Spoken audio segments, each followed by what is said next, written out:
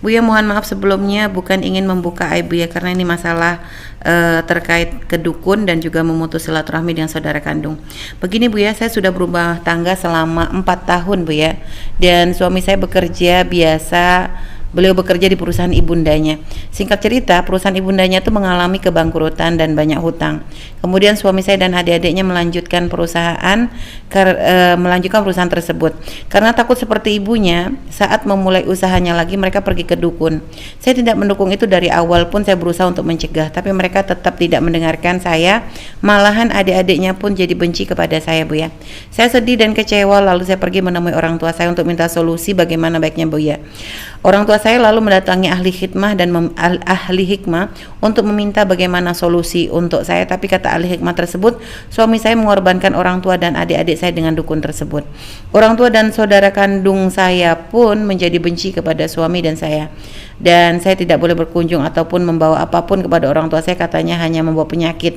Hati saya sakit Buya, saya bingung harus bagaimana sekarang. Kalau saya berpisah dengan suami, anak saya masih umur 3 tahun, tetapi Buya, uang yang dikasih kepada saya itu hasil dari beliau bekerja kulinya, hasil lebih dari perusahaannya itu adik-adiknya lah yang simpan. Begini Buya, apakah uang yang saya terima itu haram? Dan mohon solusi terbaik Buya terkait orang tua dan saudara-saudara kandung saya yang sudah memutus silaturahminya kepada saya dan tidak mau bertemu dengan saya lagi Buya.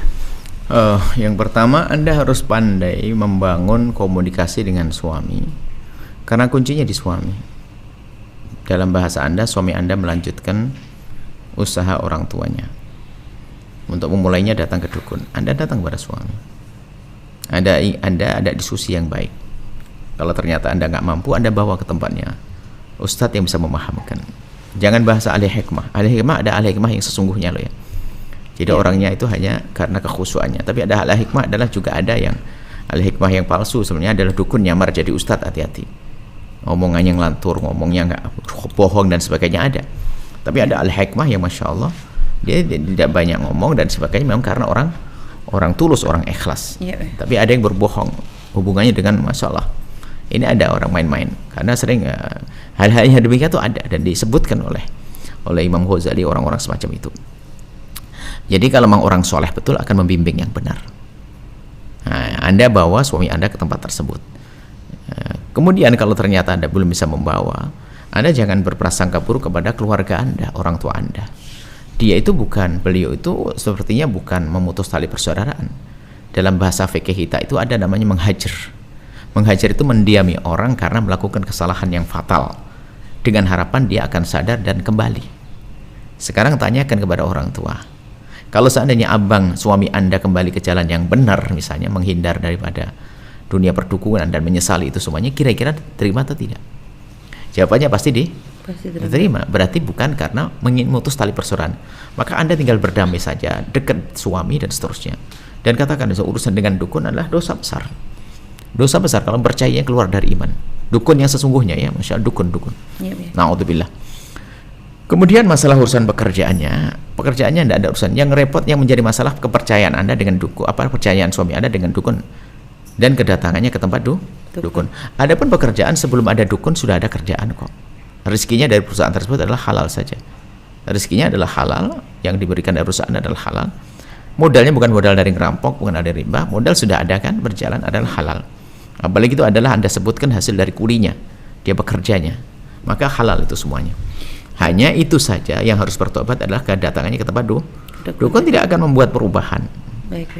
Dan tadi ahli hikmah yang didatangi oleh orang tua si penanya tadi Bu ya, itu malah mengatakan bahwasanya suaminya yang pergi ke dukun itu mengorbankan orang tua dan adik-adik si wanita Bu ya, sehingga makanya menjadi benci itu karena itu Bu ya. Itu makanya kalau ahli hikmah yang sesungguhnya dia tidak akan menyampaikan yang demikian itu. Iya Bu ya. Karena ahli hikmah itu ngerti, dia adalah kenal Allah, tidak akan punya kalimat yang bakal mengadu domba. Iya Bu ya. Bahkan mungkin itu tanda kalau dia bukan ahli hikmah, salah alamat juga. Suami datang pergi dukun, yang satu lagi pergi pada dukun nyamar jadi ustadz.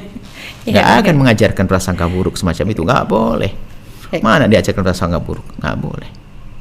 Baik Bu ya. Jadi solusinya gimana Bu ya kalau misalnya solusinya datang pada orang soleh mengerti dan Anda dengan suami datang dulu, selesaikan dulu, jangan libatkan orang lain dulu. Bilang pada suami, abang aku sayang abang, cinta abang, dan sebenarnya kita harus hidup semati dan sebagainya. Yuk kita minta petunjuk apa yang kita lakukan, gitu. Dan orang benar, dia ngerti syariat, dia ngerti ini, ngerti itu. Bukannya masyhur dengan dengan hikmahnya saja tanpa ada syariat.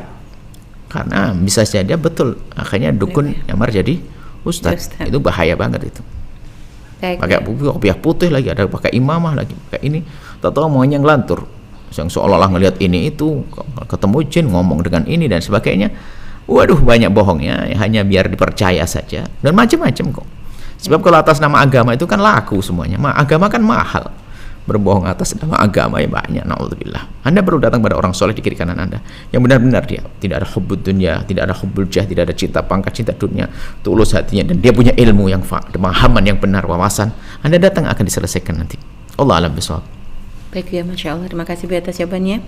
Dan tadi kepada sebenarnya, semoga Anda memahami apa yang disampaikan, bangun komunikasi yang indah dengan suami, dan juga nanti mencoba sedikit demi sedikit ya untuk menjalin hubungan lagi dengan keluarga. Mungkin ya dengan membuktikan bahwa Anda dan suami, artinya suami sudah membuat perubahan yang lebih baik lagi dan tidak berurusan dengan yang namanya perdukunan lagi.